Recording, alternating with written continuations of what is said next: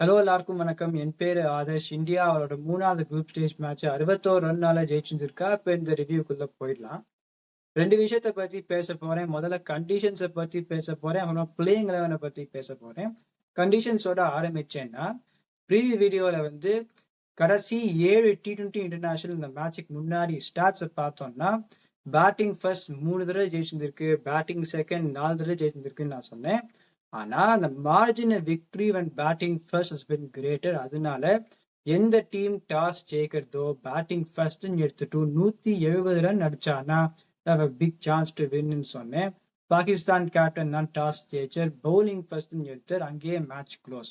இப்போ பிளேயிங் 11 போனோம்னா, நான் இந்தியாவுக்காக வாஷிங்டன் சுந்தர் விளையாடணும்னு நான் சொன்னேன். அபிஷேக் சர்மா திருப்பி உள்ள வந்துட்டார். குல்தீப் யாதவும் எதிர்பார்த்த மாதிரி உள்ள வந்துட்டார். அவன் ரிங்கு சிங்கோட தான் போனா. ஆனா இப்ப ரிங்கு சிங் கடைசியில ரன் அடிச்சுட்டு, எனக்கு பொறுத்த வரைக்கும் நான் இன்னும் கொஞ்சம் விஷயம் அதை பத்தி சொல்றேன் when I finish this segment.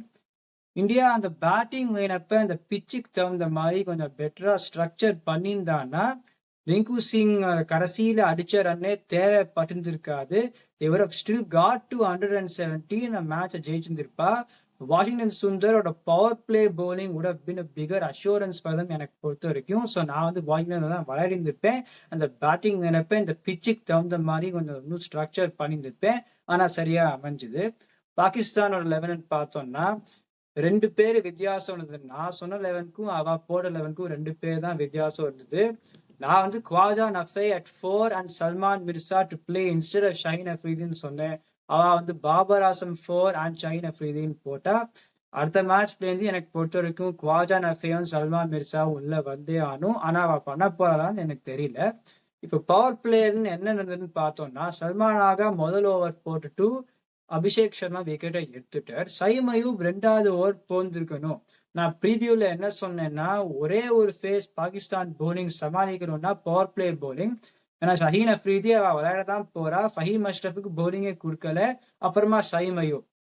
So Salman ஆகா 2 ஓவர் 10 ரன் போட்ட உடனே Salman Agha and Saim Ayub should have bowled early overs. ஆனா அவ அப்படி பண்ணல. அப்புறமா ஏஷியா கப்லயுமே இந்த தப்பு பண்ணா, எப்பயுமே இந்த தப்பு பண்ணா. அப்ரார் அஹமதுக்கு பவர் பிளேல பவுலிங் கொடுக்க கூடாது. பேராசைப்பட்டுட்டு அந்த முதல் விக்கெட் எடுத்த உடனே இஷான் கிஷன் பவுண்டரி அடிச்சர். அப்புறமா நான் ஒருவேளை விக்கெட் எடுத்துடலாமான்னு அப்ரார் அஹமதை கொண்டு வந்தா அது சரியா அமையல. 3 ஓவர் 38 ரன்.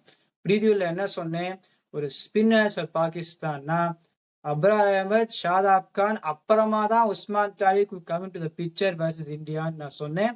ஆனா அப்ரார் அஹமதை சரியா யூஸ் பண்ணல.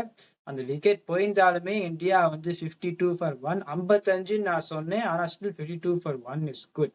அப்புறமா உஸ்மான் தாரிக்கை 7வது ஓவர்லேயே கொண்டு வந்திருக்கணும். இப்ப இந்த யுஎஸ்ஏ மேட்ச் டீமே விக்கெட் போறதுக்கு வெயிட் பண்ணா அப்புறமா தான் உஸ்மான் தாரிக்கை கொண்டு வந்தா. அதே மாதிரி இந்த கேஸ்ல யூஸ் பண்ண பார்த்தா அவர் he still bowled well but they didn't use him correctly. முதல் 2 ஓவர்ல 16 ரன் கொடுத்தார். அப்புறமா கடைசி 2ல 8 runs and a wicket. ஆனா I will still stand by my statement before the match. என்னன்னா, அவர் முக்காவாசி ஸ்லோ த்ரூ த ஏர் தான் போடுறார். he has a lot of variations, doesn't turn the ball as muchங்கிறதுனால எனக்கு பொறுத்த வரைக்கும் I still not say that India trouble by, அதாவது கடைசியில சுத்த பார்த்துட்டு பேட்ல படாததுனால they struggle to get runs. ஆனாலுமே முதல் 2 ஓவர்ல 16 ரன் வந்தது. They didn't have to slog against him. Abrar அஹமதை சரியா யூஸ் பண்ணாததுனால தான் இன்னுமே Pakistan they did not help themselves.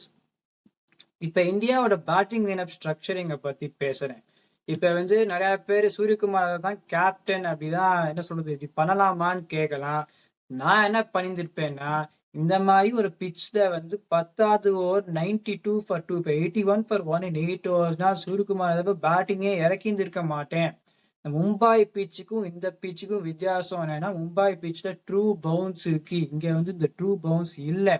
Suryakumar எப்பயுமே ஐபிஎல்லுமே பார்த்துருக்கோம். அந்த வான்கேரே ஸ்டேடியம்ல எப்படி அடிப்பார், ஒரு சென்னை ஸ்டேடியம்ல வந்தா கொஞ்சம் கஷ்டப்படுவார். ஸோ அந்த கேஸ்ல நான் அவரை பேட்டிங்கே இறக்கியிருந்திருக்க மாட்டேன். சிவம் தூபே நம்பர் 4 இறக்கியிருந்திருப்பேன். இறக்கியிருந்தா ரிங்கு சிங் ஒரு கடைசியில அடிச்ச ரன் தேவையே பட்டுருக்காது. இந்தியா ஒண்ணுமே 170 வந்திருப்பா. அது இவர ஒன் திஸ் மேட்ச் வாய்னன்ஸ் power play bowling would have also helped them எனக்கு பொறுத்த வரைக்கும். இப்ப பாகிஸ்தானோட bowling பார்த்தோம்னா ஷாதாப் கானும் 17 ரன் இந்த ஒரு ஓவர் கொடுத்ததுனால they did not have much of an option. இப்ப முகமது நவாஸ் வந்து 4 ஓவர் 28 ரன். சிவம் தூபே முன்னாடி இறக்கியிருந்தா இன்ஸ்டெட் ஆஃப் சூரியகுமார் யாதவ் தென் முகமது நவாஸை இன்னும் கொஞ்சம் அடிக்க பார்த்துருக்கலாம். And before the end overs அந்த கடைசியில விக்கெட்லாம் போன உடனே ஷஹீன் அஃப்ரிதி அந்த ஓவரை போடலன்னா India may not have got to 170. அது வந்து திருப்பி தப்பு பண்ணா பாகிஸ்தான். ஸோ எனக்கு பொறுத்த வரைக்கும் அது மட்டும் அந்த ஸ்லோ பிச்ல அந்த பேட்டிங் நினைப்பு பெட்டரா ஸ்ட்ரக்சர் பண்ணா இந்தியாவுக்கு வந்து it will help them. Pakistan பேட்டிங்னு பார்த்தோம்னா பவர் பிளேல வந்து அந்த 170 சேஸ்னால மினிமம் இந்த கேஸ்ல 58 ப்ராப்ளி வந்துருக்கணும். சையப் ஜாதா ஃபர்ஹான் வந்து நல்லா விளையாடி இருந்திருக்கார். அவர் அடிக்க பார்த்துட்டு அவுட் ஆகிட்டார். இந்த பவர் பிளே நம்ம என்ன பார்த்தோம்னா இப்ப ஷஹீன் அஃப்ரிதி வந்து முக்காவாசி பாகிஸ்தானுக்கு போடுறச்சே 4 ஓவர் போடுறார். ஹார்திக் பாண்டியா எவ்வளோ ஓவர் இந்தியாவுக்கு எவ்வளோ மேட்சுக்கு இந்தியாவுக்கு வந்து 4 ஓவர் போடுறார். அவர் வந்து இந்த கேம் சென்ஸை வந்து எவ்வளோ மடங்கா ஷோட் இட் மோர் தேன் ஷஹீன் அஃப்ரிதி. அந்த லெங்த் என்ன போட்டார் ஷஹீன் அஃப்ரிதி வந்து நிறைய தடவை போல் ஃபுல் அண்ட் கடைசியில வந்து ரிங்கு சிங் 6 அடிக்கிறச்சே 141 இந்த ஸ்லாட். ஹார்திக் பாண்டியா வந்து லெங்த் குட் லெங்தா போது 134 அந்த மாதிரி தான் போடுறார். முதல் over wicket maiden. So the game sense of Hardik Pandya was on show. அவர் வந்து பவர் பிளேல 3 ஓவர் போந்திருக்கணும் எனக்கு பொறுத்த வரைக்கும். எதனால நிறுத்தினான்னு எனக்கு தெரியல. ஒருவேளை இன்ஜுரி வருமானு பார்த்தாதான் தெரியல. பட் ஸ்டில் ஹார்திக் பாண்டியா கூட போத் 3 ஓவர்ஸ்.